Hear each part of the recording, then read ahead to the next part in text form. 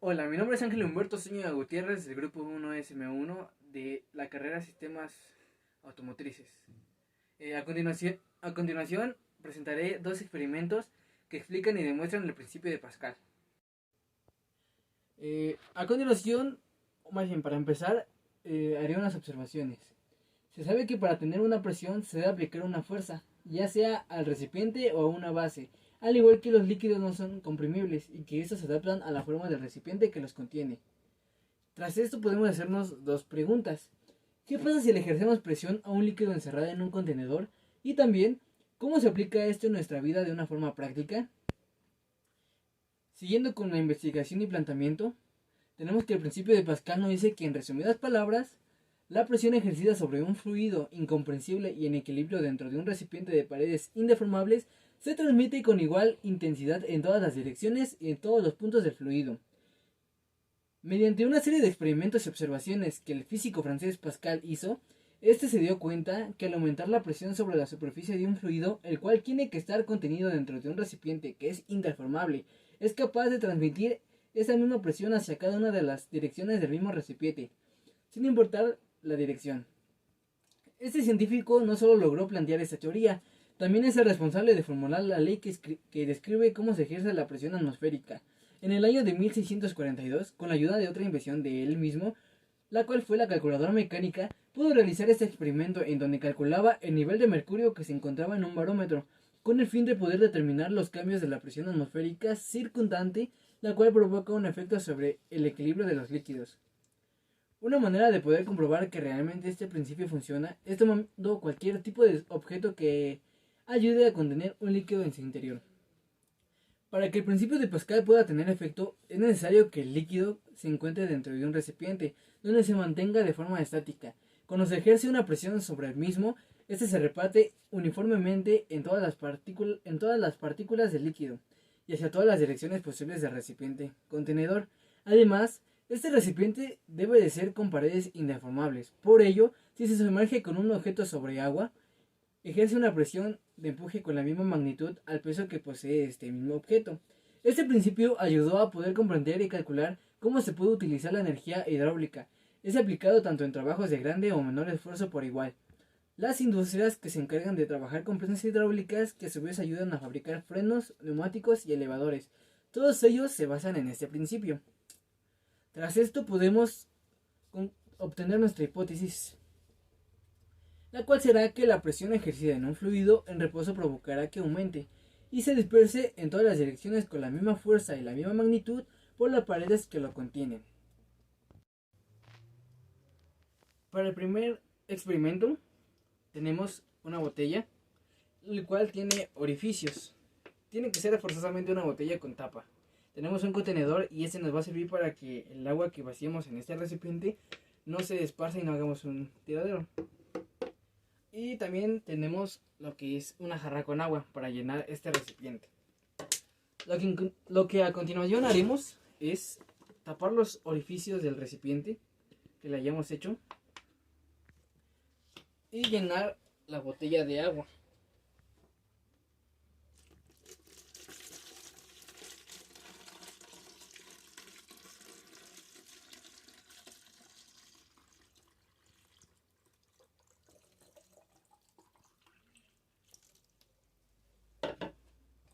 Cerramos la botella y soltamos. Como podemos ver, el agua no sale por los orificios que le hemos hecho. Y esto se debe a la presión atmosférica que ejerce la atmósfera hacia las paredes de este recipiente. Si nosotros destapamos la botella,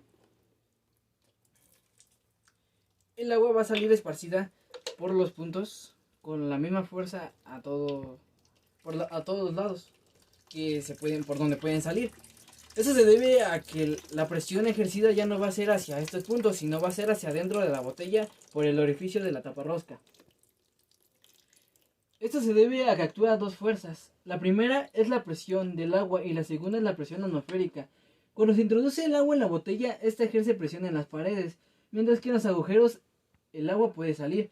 Esto se debe a la presión atmosférica que impide que salga el agua y la mayor presión se ejerce en el orificio de la tapa, como antes ya lo había mencionado, de los lados, la cual hace que el agua salga. O sea que también se ejerce la presión hacia los lados. Lo anterior se demuestra con el principio de Pascal,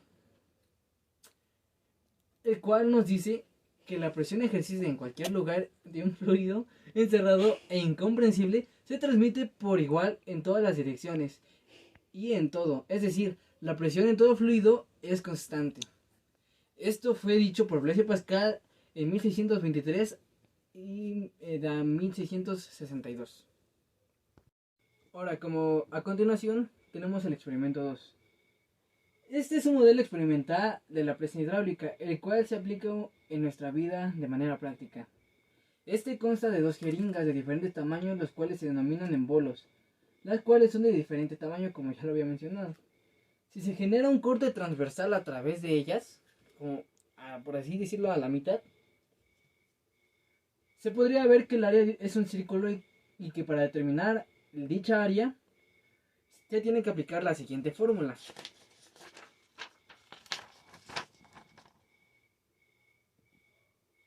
Donde R es el radio y D es el diámetro del círculo.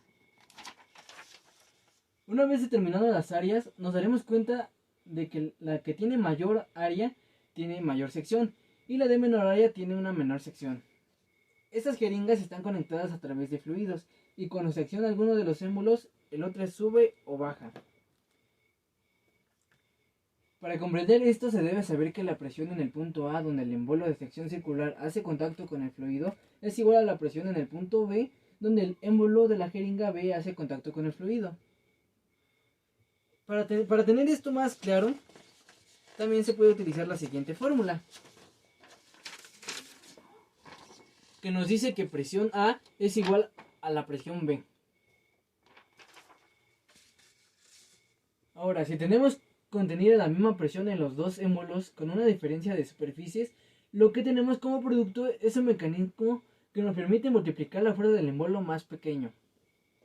Como puede observar, tenemos el mecanismo. Al decir que dicha fuerza se va a multiplicar, quiere decir que el embolo se va a subir o va a, pues sí, a subir los objetos, es más grande que la que aplica o ejerce la presión. Podemos poner cualquier tipo de objeto, ya sea más pesado o más ligero, y esa se va a demostrar ya que va a multiplicar la fuerza que ejerce el embolo más pequeño. Como a continuación se lo voy a mostrar. Por ejemplo, este es un desodorante, realmente no pesa mucho. Si lo ponemos en la cajita, lo voy a agarrar para que no se vaya a caer, no le estoy ejerciendo ningún tipo de fuerza. Si accionamos el embolo pequeño, este va a subir, ya que tenemos que la siguiente fórmula va a demostrar que la presión es igual a fuerza sobre superficie.